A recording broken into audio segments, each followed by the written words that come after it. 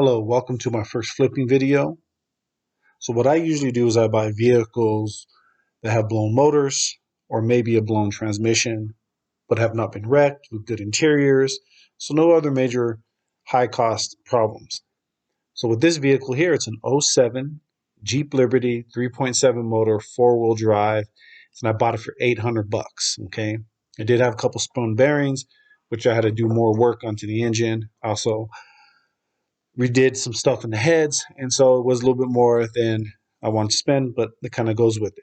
I also fully detailed it, took the interior out, fully cleaned it, refinished all the fender trim, which in this video I'll show you how I did it, which it works better than anything else I've used. Redid the headlights, grill, replaced the cats, the O2 sensors, and some other small things. And you will see in this video at the end of it how much I made off of it, but this is when the car market had already crashed. So there you go. Okay. So I'm not showing you the rebuild, like the steps and all that stuff, because there's really good videos out there already. And maybe I'll put the link down to the guy's channel that had like 14 versions of these. So, but I think what my issue was is that someone rebuilt this. As you can see, there's writing on them. And I just had a feeling that someone was in here before. And I think bearings got spun because some of the bearings stayed stuck to the journals. See? I think the bearings spun. Oh wow, that's pretty rough. Wow. That one feels rough too. See, now I don't even know if the crank's gonna be good. Let's see if you can see how rough that is there. It's like a little lip. You can feel it. See how it's like it's even, kind of how it's uneven right there. Definitely a spun bearing. Yeah, I don't know if they're gonna be able to save this crank or not.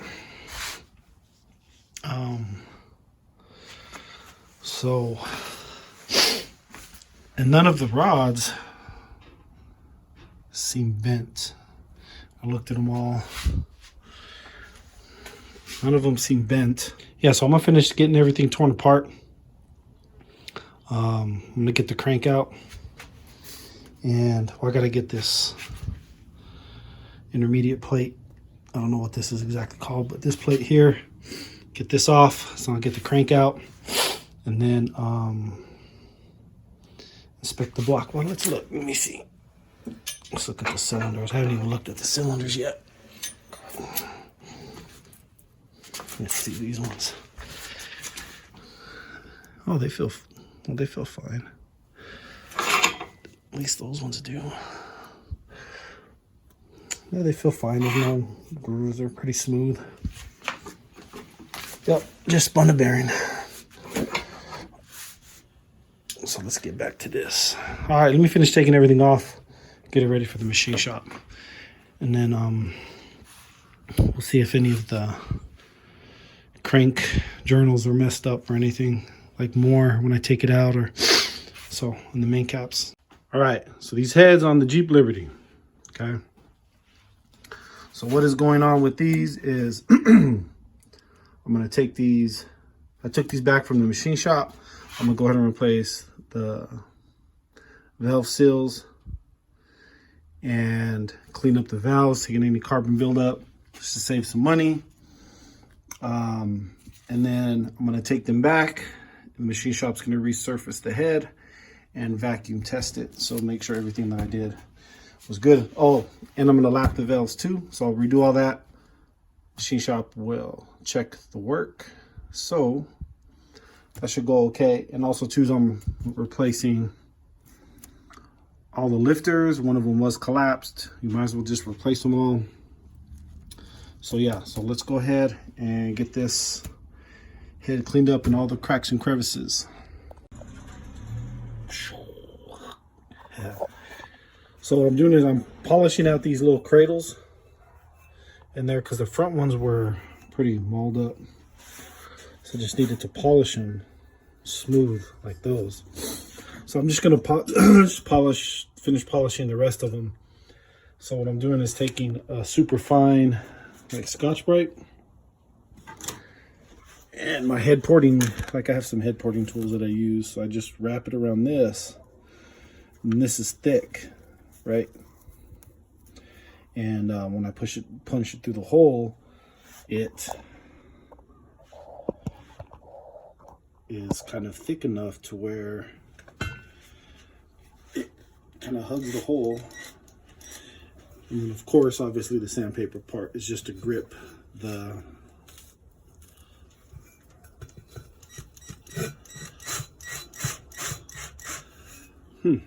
It's gonna be tough getting the second ones because I don't have a long enough like shaft for this. Okay, so see how shiny that is right there? And then that has like that journal's dull. So I did is I just put on this. So I have these set of brass pipe cleaners here. So I just wrap that around there and then shove it in the hole and turn it. Just go back and forth and it'll polish it.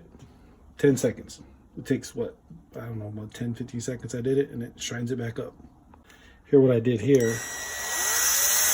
So just going back with the super fine. Keep it straight. It's a little wobbly. I didn't set it there. And then I'll do that. And then you'll see how shiny and smooth it gets. Okay. Okay. So my journals, how I smoothed them out better than what they were. I may still have to go over these ones a little bit more, but still a little rough. But anyway, so I took some 400 grit sandpaper. I wrapped it around. Okay. Then I took a flat shoestring. Okay. Of course, we got two hands. That's a lot easier. And then you just kind of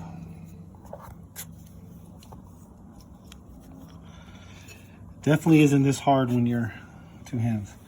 And then you just go like this, right?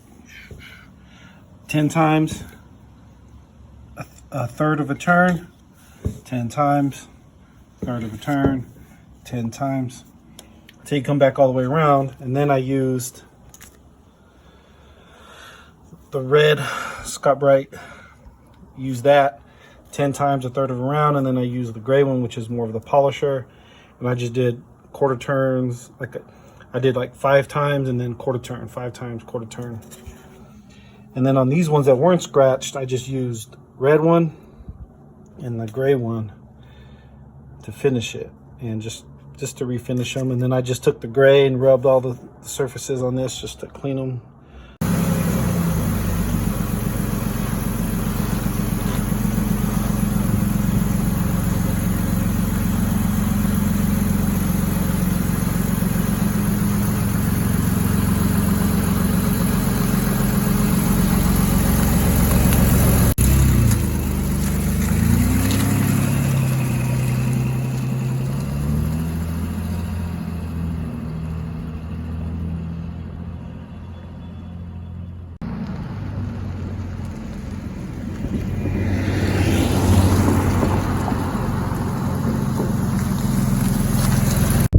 Paint thinner plus linseed.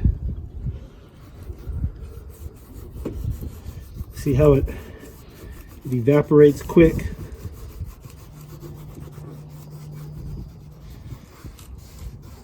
Okay. Now, linseed plus turpentine.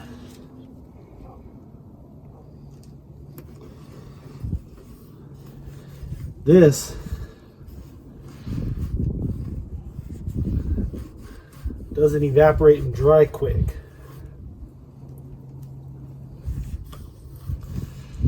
So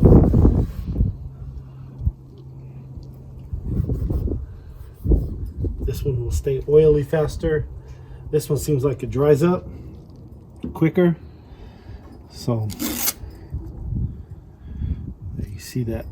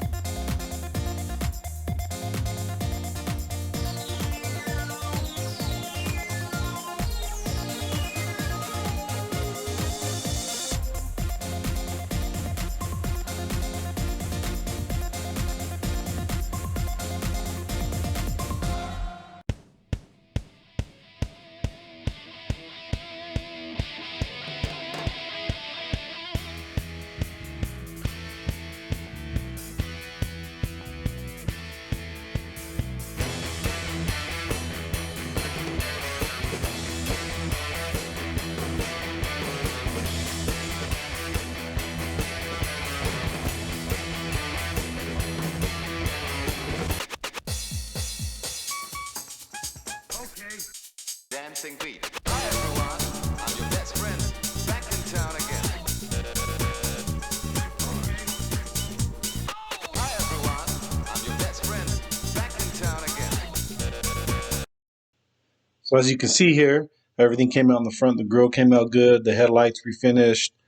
And as you're seeing now, as you can see the trim, how great it looks. It's about 2 weeks since I did the original linseed oil and turpentine. As you walk around, how everything is looking good. Here's the interior. I did take all the seats out, power washed them. Did not like how that turned out though. Got all the dog hair off the carpet, cleaned everything real well. As you can see here, looks good. I did replace the driver door, found one in junkyard. Here's the engine bay looking good and looking fresh. It runs, everything's running really, really good. All right, Jeep Liberty's finally done. Here it is. Take a little walk around, but I'll have some clips showing some videos, some pics of it. So kind of recap on it. I had to rebuild the motor. I had a spun bearing, replace the cranks, rods, rings, everything that you rebuild, and also the lifters. Relapped all the heads, rebuilt the heads. Had to get a new grill because in taking it out, we cracked the grill. So I bought a new one, painted it. New cats, O2 sensors, plugs, filter, front diff fluid, transfer case fluid, and of course just clean it. We stripped the whole vehicle out, took all the seats out, had a ton of dog hair. On the trim, we used linseed oil and turpentine. As you can see, it's not sticky or oily or anything, but it just brings the moisture to it. What else? Just a real good clean, and that's about it. So I have about $3,700 to maybe $4,000 into it. So I'll put the exact amount up there. Also, I'm gonna try to sell it for $6,250 with the new rebuilt motor and all major services done, fresh detail. So we'll see how that goes, but I'll let you guys know exactly how much I sold it for at the end of this video.